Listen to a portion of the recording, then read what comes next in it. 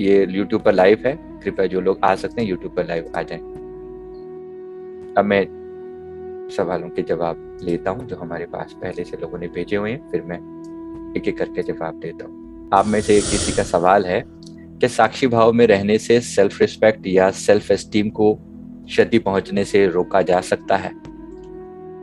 सवाल ये है कि अगर आप साक्षी भाव में रह रहे हैं, अगर आपने अपने मन को विचारों से अलग करके अपने आप को साक्षी बना के रखा हुआ है, तो अगर कोई व्यक्ति आपके सेल्फ रिस्पेक्ट को हानि पहुंचाने की कोशिश करता है, मान लीजिए कोई व्यक्ति आपका अपमान कर रहा है, कोई व्यक्ति आपको बुरा बोलता है, लेकिन सिचुएशन ऐसी है, बड़े हैं, कुछ ऐसा बोल रहे हैं जिनकी बात को आप टाल नहीं सकते, जहां से आप भाग भी नहीं सकते, सिचुएशन ऐसी है, रिस्पेक्टेड है, आदरणीय है वो जो कह रहे हैं, हो सकता है पहली बात तो वो आपकी कोई गलती ही हो जिस वजह से वो कह रहे हैं। अगर वो आपकी गलती की वजह से कुछ कह रहे हैं तो मोस्ट वेलकम, फिर तो कुछ बात ही नहीं पैदा होती कि आप उनके बारे में कुछ और गलत सोचें या आप इसको ये माने कि वो आपकी सेल्फ एस्टीम को हानि पहुंचा रहे हैं। वो कोई हानि नहीं है, वो आपको समझाया जा रहा है। अगर कोई डांट पड़ रही है तो चुपचाप सह लें, अपनी गलती को स्वीकार कर लें।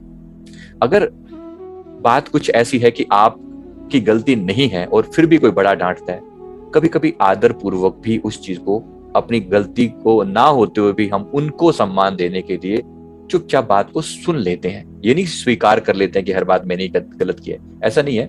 पर अगर सच में ही तीसरा जो एस्पेक्ट है वो है कि अगर कोई सचमुच आपको आत्मसम्मान को हानि पहुंचा रहा है, कोई व्यक्ति आपको बुरा बोल रहा है, बोले ही जा रहा है, जो कि आपके आत्मसम्मान को हानि पहुंचाना चाहता है किसी भी वे में, क्या आप ऐसे हो वैसे हो, जो गलती आपने नहीं करी, ये मैं वही बात कर रहा हूं, पहले जो गलती करी है वो तो आपने मान ली, अगर है तो। अगर गलती नहीं है और फिर कोई व्यक्ति ऐसा कुछ कह रहा है, तो हमेशा अपने आप को आप साक्षी स्वभाव में नहीं बनाकर रख सकते। आपको जवाब देना बनता है, जरूर देना चाहिए अगर ऐसा है तो। पर अगर कहीं जवाब देने की सिचुएशन नहीं है, आपको सहना ही है, आपको सहना ही है, बड़े जब कहें, तब साक्षी स्वभाव सबसे उत्तम तरीका है। साक्षी स्वभाव का मतलब यह है कि ये मन जो है, मन को कहा जा रहा है, आप ये कह रहे हो कि मैं तो साक्षी हूं, मैं तो ये शरीर हूं ही नहीं, मैं शरीर के हर बंधन से आजाद हूं।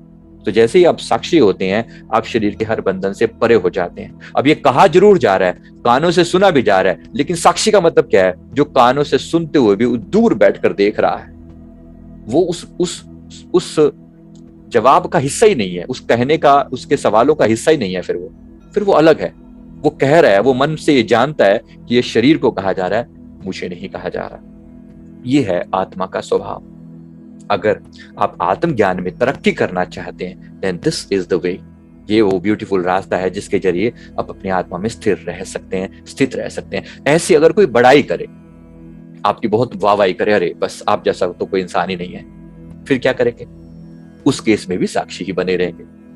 या ये कहेंगे अरे बस हम जैसा तो कोई है नहीं, ये कहेंगे क्या? याद रखिए, जैसा अगर आप आत्मज्ञान में उतरना चाहते हैं, देखिए मैं संसार की बात नहीं कर रहा हूं, संसार में आपका बिहेवियर बिल्कुल अलग ढंग का हो सकता है, लेकिन अगर आत्मज्ञान की बात करें तो साक्षी इज द वे है।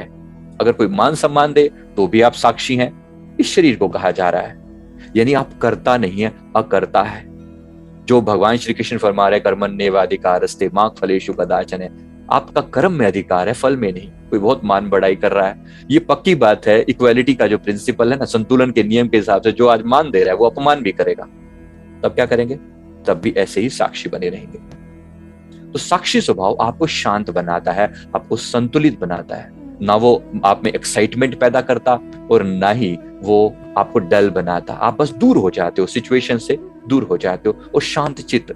और जैसे भगवान श्री कृष्ण फरमाते हैं कि जैसे एक वायु रहित स्थान पर पड़े हुए दिए की लौ स्थिर रहती है, उसका मन ऐसे ही स्थिर हो जाता है। यही साक्षी का लक्षण है। यही आत्म सम्मान का वो महान लेवल है जो वो तब आता है जब आत्मज्ञान प्राप्त होने लगता है, आत्मज्ञान के आप क्लोज आने लगते हो। तो क्या ऐसा हो रहा है, ये मैं पूछना चाहता हूं आपसे। How many of you feel that this is happening with you? सुख दुखे समय कृत्वा लाभा लाभो जया जयो। सुख और दुख को समझान, भगवान श्री कृष्ण फरमा रहे हैं, लाभ और हानि को समझान और जय और पराजय को समझान, तो साक्षी में स्थिर हो जाएगा। ये लक्षण है, ये तरीका है। अगर मन में समता की भावना आने लगी है तो डेफिनेटली आप आत्मज्ञान को उपलब्ध हो रहे हैं। ये यात्रा वहीं लेकर जा रही है। Right, perfect.